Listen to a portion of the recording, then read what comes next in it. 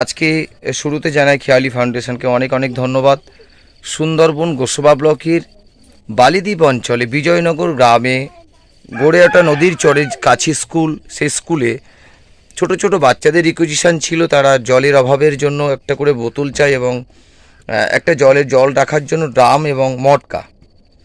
এই মটকা রেখে বাচ্চারা প্রতিদিন স্কুলে পানীয় জল খেতে পারবেন এবং সেই সাথে সাথে স্কুলের বাচ্চাদের একটা করে জলের বোতল তারা প্রত্যেক দিন গ্রামের মায়েরা বা বাড়ির লোকরা অসচেতন থাকে, সচেতন করার জন্য খেয়ালি ফাউন্ডেশন এগিয়ে এসেছিলেন।